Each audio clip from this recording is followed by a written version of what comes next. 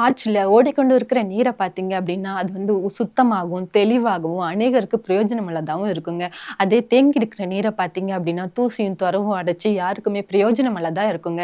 நம்ம கூட இந்த நேரத்துல நம்ம வந்து ஆண்டவருக்கு பிரயோஜனம் உள்ளவர்களா இருக்கோமா? பிரயோஜனமற்றவர்களா இருக்கோமான்னு சொல்லி யோசிச்சு பார்ப்போங்க. வேதத்துல கூட சொல்லுது, 5 தாலந்து பெற்றவங்க, 2 தாலந்து பெற்றவங்க வந்து பார்த்தீங்க அப்படின்னா, அது 2 மடங்காக்கி தன் எஜமான் கிட்ட குடுக்கையில உண்மையும் உத்தமமான ஊழியக்காரனேன்னு சொல்லி பாராட்டப்படுறாங்க. அதே 1 தாலந்து பெற்றவங்க பார்த்தீங்கன்னா, அத உபயோகப்படுத்தாம மண்ணுக்குள்ள புதைச்சதுனால, அவனோட எஜமான் வந்து பார்த்தீங்கன்னா, அவன தூக்கி இருள்ல போட சொல்றாங்கங்க. இந்த நேரத்துல நம்மளும் சிந்திச்சு பார்ப்போம். நம்ம வந்து ஆண்டவர் நமக்கு குடுத்திருக்க தாளந்துகள நம்ம வந்து உபயோகப்படுத்தல அப்படின்னா, நம்ம பிரயோஜனப்படுத்தாம இருந்தோம் அப்படின்னா, நம்ம வந்து சில ஆசீர்வாதங்கள பெற்றுக்கொள்ளாமயே போயிருங்க.